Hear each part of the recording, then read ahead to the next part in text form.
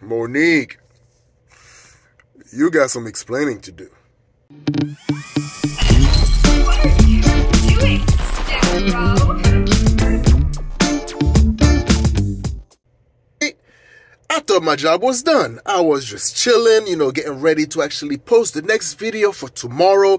And I was going to talk about the Super Bowl. I was going to talk about Usher just wearing down Alicia Keys' buttocks like a freaking three-piece suit. My boo.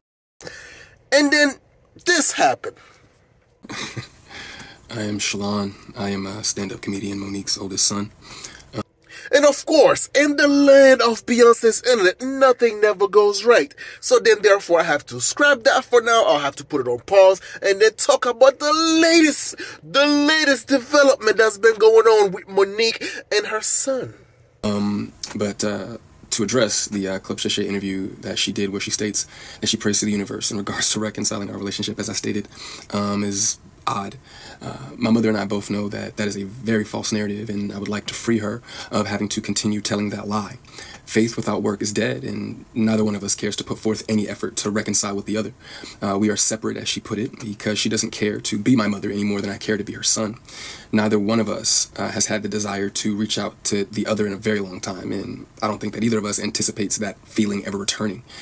Ever since Monique went to Club Shay Shay, and I was defending her relationship, I was defending her against D.L. Hughley, because D.L. Hughley was insulting her, was basically disrespecting her relationship between her and her husband, and I thought like their relationship dynamic between Monique and Sydney, I thought it was great.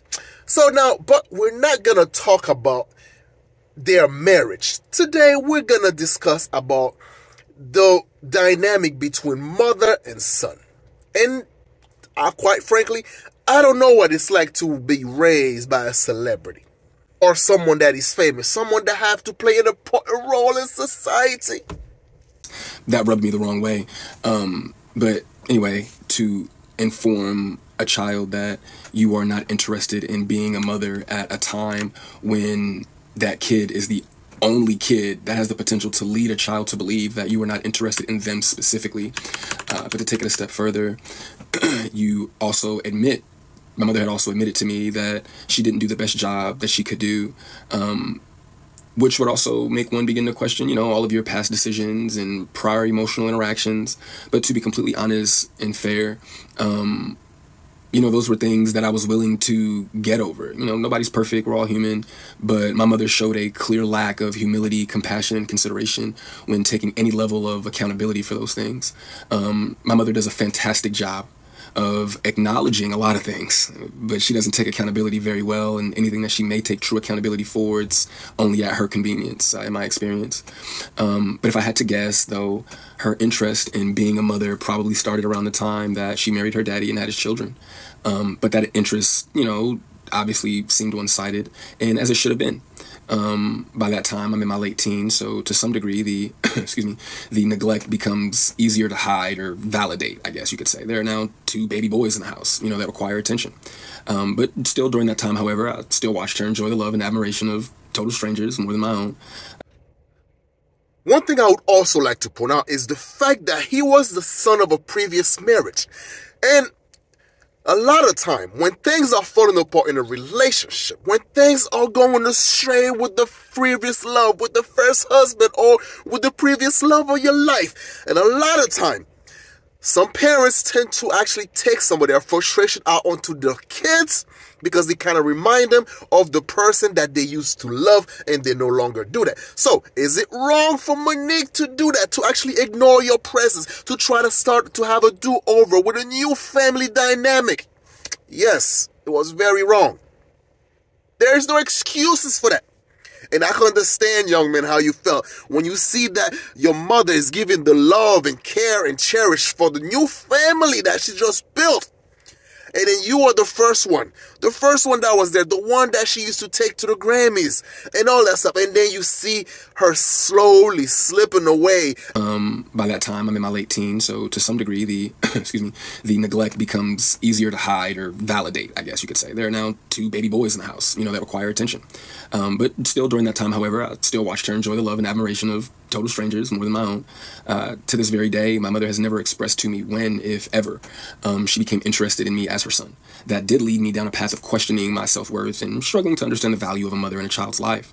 And then because you're now a teenager, you're supposed to understand you're going by your terrible teens, and every time you want to show your frustration, every time you throw a little fit, she either try to throw money at the problem, and she call you ungrateful, she call you spoiled. I'm not sure what my mother could possibly think that she has shown me in the past or have for me now that's not money, goodness gracious, that would make me want to come to her or whatever those feelings are supposed to be. A mother is supposed to be the first woman that a boy falls in love with. I loved my mother very much, but my mother loved things more than she loved me, and she would validate her love for me by giving me things and would proceed to call me ungrateful or inconsiderate if said things did not have the desired effect. She doesn't realize the effect is taking a toll on your mental state. And for that, Monique was wrong. There's a lot of time when you don't have the time, you try to compensate that with finances.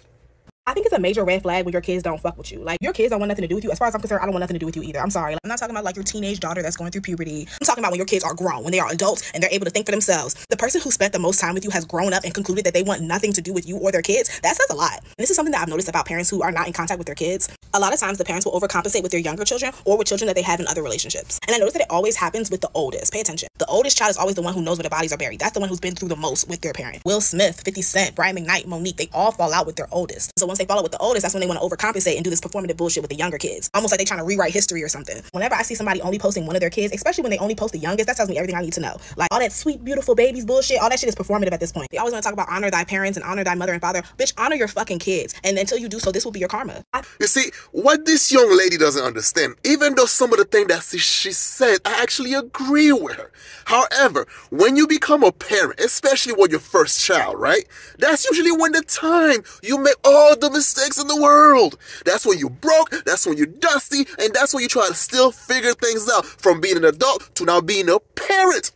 And therefore, when you try to grind, when you try to do the right thing, when you try to build something, and you making all the mistakes along the way, and then now you try to overcompensate for the next children that's coming next, you know, the younger one. So therefore, this is the dynamic that tends to happen with the older children versus the younger one, the baby one, the one that get to enjoy the fruit of the parents' labor. Now the parents are more settled in their career, so they can afford to take the family to Disneyland. But the first one, oh, they're the one that had to learn the experience of eating noodles for dinner for 3 months straight because the parents were broke. And the second dynamic as well, though, is like sometimes when the relationship doesn't work out with the first set of parents, let's say they broke up, right? And then one of the parents might try to turn that kid against the other one. Let's say, for example, in the case of Brian McKnight or 50 Cent, when the mother, they actually turn their kids against the father.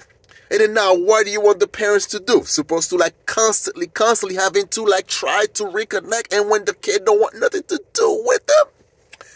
Or they're like, all right, I'm going to cut my losses, then I'm going to start from scratch. At least now I'm in a better position. I know what type of woman that I would choose to have my next batch of kids so that therefore I don't repeat the same history. So it's not about erasing history. It's about making sure that they don't repeat the same history. Now, let's see what Monique has to say in this whole situation, shall we? There was Instagram that was put up, or I guess it was TikTok, baby. TikTok that was put up by my son, my oldest son, Shalon. And this is what I want to say to this.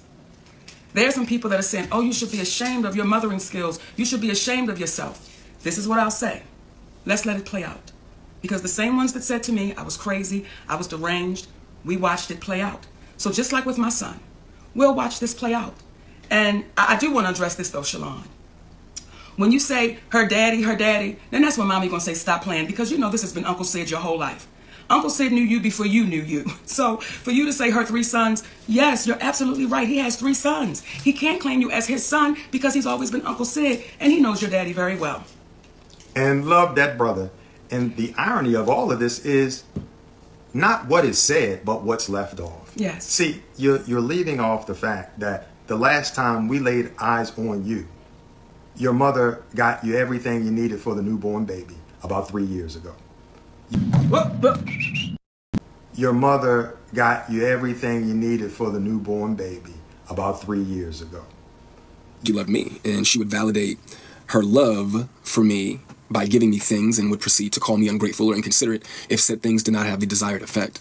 You're forgetting about how I, from Georgia, am talking you through getting your car after we gave you the half the down payment for it. And you were 31 years of age, 32 years of age at that point. And I'm negotiating the deal with the dealer for you as you sit there. And you have the vehicle you're driving right now because of your mother.